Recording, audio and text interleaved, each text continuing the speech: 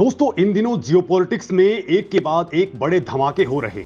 भारत जहां अमेरिका के बाद मिस्र में बवाल काट रहा है, तो रूस यूक्रेन युद्ध के बीच खुद रूस के अंदर ही बवाल खड़ा हो गया।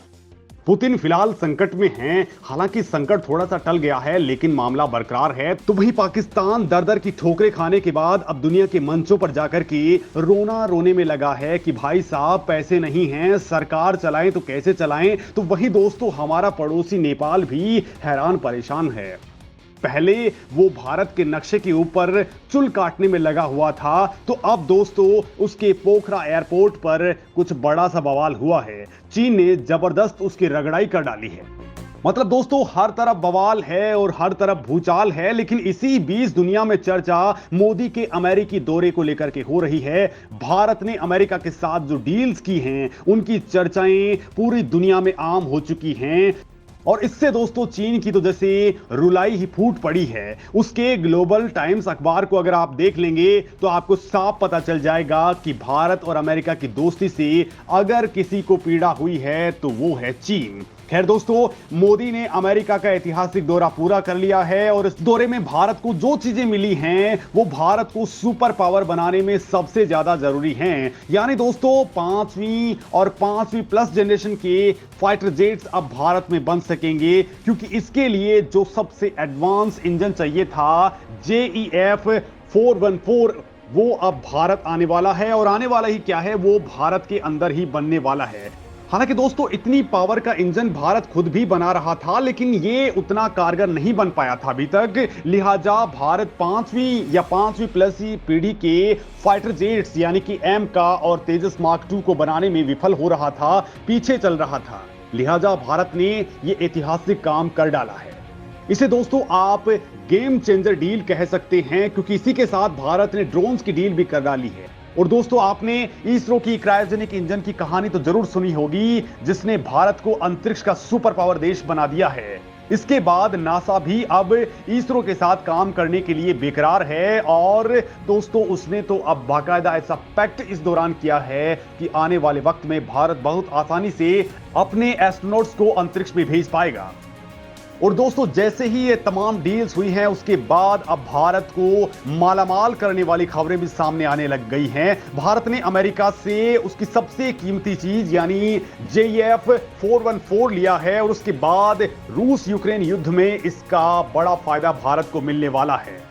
और दोस्तों ठीक से कहूं तो इससे भारत मालामाल भी होता जा रहा है। और दोस्तों बड़ी बात तो यह है कि किसी की इतनी हिम्मत भी नहीं हुई कि वो भारत को रोक सके। जो अमेरिका बैन की धमकी देकर के अच्छे अच्छे देशों का मुंह बंद कर देता है, आज वो भी भारत को नहीं रोक पाया है। दोस्तों मोदी इस वक्त अमेरिका के बाद मिस्र में हैं और वो वहां पर भी एक तगड़ा भोकाल काट रहे हैं, क्योंकि दोस्तों यही वो रास्ता है जहां से दुनिया का 12% कारोबार होता है। लिहाजा वहां पर भारत अब स्थायी तौर पर बड़ा इन्वेस्टमेंट करने वाला है। और दोस्तों अब अमेरिका की मीडिया ने भारत को लेकर के ऐसा कुछ खुलासा किया है कि हर भारतीय का सीना गर्व से चौड़ा हो जाएगा, या यूं मान लीजिए कि ये भारत की अमेरिका पर सबसे बड़ी जीत है। तो आखिर मोदी ने वो कौन सा तीर चला दिया है, भारत आखिर किस तरीके से अब दुनिया में सुपर पावर बनने की ओर आगे बढ़ चुका है, तो ये बात दोस्तों इस वीडियो में मैं आपको आगे बताने वाला हूं।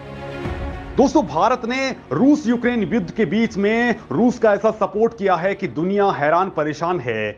इस युद्ध के बीच रूस से तेल मांगने को लेकर के भारत पश्चिमी देशों के निशाने पर है। यूरोपीय यूनियन से लेकर के अमेरिका तक भारत को घेरने की कोशिश कर रहे हैं। पिछले दिनों विदेश मंत्री एस जयशंकर ने यूरोपीय यूनियन को रूसी तेल के निर्यात के मुद्दे पर जबरदस्त तरीके से धो डाला था।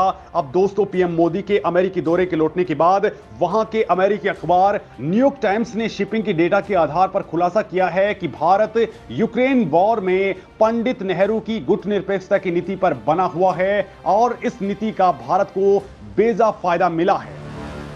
बड़ी बात तो यह है दोस्तों कि भारत ने रूसी तेल से जम करके पैसा कमाया है और हर दिन कमाया है। इतना फायदा लिया है भारत ने कि शायद किसी ने सोचा भी नहीं होगा। भारत ने यूक्रेन वॉर का समर्थन कर रहे पश्चिमी देशों और रूस के बीच दोनों के बीच ही रणनीतिक आर्थिक संबंध बरकरार रखे, जो उसे अब फायदा दे रहे हैं। कमाल की बात तो यह है दोस्तों कि भारत उन देशों से भी फायदा ले रहा है जो भारत को कुछ दिन पहले धमकी दे रहे थे कि भारत अगर रूस का सपोर्ट करना नहीं बंद करता है या फिर उसकी मदद करना नहीं छोड़ता है तो उसके संबंध तोड़ देंगे। लेकिन संबंध क्या तोड़ेंगे, वो खुद देश ही भारत को तकनीक सौंपने चले हैं। पूरा एशिया, पूरा यूरोप, पूरा अफ्रीका भारत के कंट्रोल में है। भारत लगातार अपनी मजबूती यहां पर बढ़ा रहा है। दोस्तों, अमेरिका, यूरोप और दूसरे देश रूस के खिलाफ कई तरह के बैन लगा चुके हैं और ये बैन एक दो नहीं हैं बल्कि 10,000 से ज्यादा हैं। इन देशों का टारगेट ये था कि इन बैन्स के जरिए रूस को घुटनों पर ले आया जाएगा, लेकिन दोस्तों भारत ने यहीं पर ही बड़ा खेल कर दिया। दोस्तों, इन देशों ने यानी पश्चिमी देशों ने रूसी तेल पर प्राइस कैप लगा दिया था। न्यूयॉर्क टाइम्स की रिपोर्ट के मुताबिक अब इस सस्ते तेल को नया बाजार भारत में मिल गया है, जो अब रूस से 20 लाख बैरल तेल प्रतिदिन खरीद रहा है। अंतर्राष्ट्रीय ऊर्जा एजेंसी की रिपोर्ट कहती है दोस्तों कि यह भारत के कुल तेल आयात का 45% है। इसने न केवल भारत की अर्थव्यवस्था को मजबूत किया बल्कि रूस से कच्चे तेल खरीद करके उसे साफ करके भारत ने जबरदस्त बिजनेस भी किया है। इस रिफाइन किए गए तेल की दुनिया के दूसरे देशों में बहुत तगड़ी डिमांड थी और इसे पूरा करने में भारत बहुत तेजी के साथ में आगे बढ़ा। इसमें यूरोपीय संघ भी शामिल था, जिसने रूस से सीधे तेल खरीदने पर बैन लगाया हुआ था। पीएम मोदी ने रूस यूक्रेन वॉर में एक तटस्थ भूमिका निभाई। अमेरिकी राष्ट्रपति जो बाइडेन के साथ मुलाकात में रूसी तेल का मुद्दा भी उठा था और रूस का मुद्दा भी उठा था। अमेरिका की कोशिश थी कि भारत रूस से अपने संबंधों को कम कर ले, जिसमें डिफेंस और एनर्जी सेक्टर्स भी शामिल हैं। लेकिन दोस्तों, मोदी ने खुले मंच पर ही इनको बिल्कुल भी तवज्जो नहीं दी। बड़ी बात तो यह है दोस्तों कि केवल एक साल में भारत जो बहुत कम रूसी तेल खरीदता था, ओनली 1%, वो अब समुद्र के रास्ते भेजे जाने वाले रूसी तेल का आधे से ज्यादा तेल खरीद डालता है। रूस दुनिया का तीसरा सबसे बड़ा तेल उत्पादक देश है। रूस का कुछ तेल पाइपलाइन से भेजा जाता है। इसके गंतव्य स्थानों को आसानी से बदला नहीं जा सकता है, लेकिन टैंकर्स के तेल को आसानी से एक जगह से दूसरी जगह पर भेजा जा सकता है। यह चीन और भारत जा रहा है, जिन्होंने मई में दुनिया के रास्ते भेजे जाने वाले तेल का 80% खरीदा है। और दोस्तों, तेल की गिरती कीमतों के बीच भारत ने इस स्थिति का जबरदस्त फायदा उठाया। भारत को अब सस्ती दरों पर आसानी से रूसी तेल मिल रहा है, जिसका भारत एक तो अपने देश के अंदर ही भंडारण कर रहा है, तो साथ ही यूरोप और खुद अमेरिका को भी भारत तेल बेच रहा है।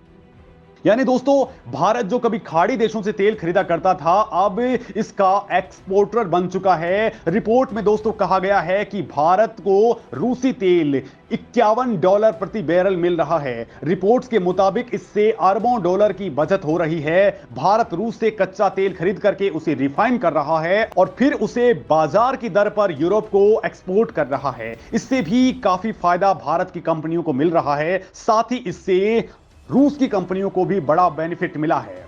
दोस्तों, यूरोप के नियम कहते हैं कि किसी दूसरे देश से तेल लेकर के निर्यात करना गैर कानूनी नहीं है। ऐसे में यूरोपीय देश चाह करके भी भारत का बाल भी बांका नहीं कर सकते। इससे भारत का विदेशी मुद्रा भंडार भी बढ़ रहा है। और दोस्तों, इस मामले में अमेरिका क्या कुछ कह रहा है वो भी आपको बताऊंगा। दरअसल दोस्तों, अमेरिका के स्ट्रेटेजिक कम्युनिकेशंस के एनएससी कोऑर्डिनेटर जॉन किर्बी ने भारत के रूस से तेल खरीदने के मसले पर कहा है कि ये भारत को तय करना है कि वो रूस से कच्चा तेल खरीदे या फिर नहीं।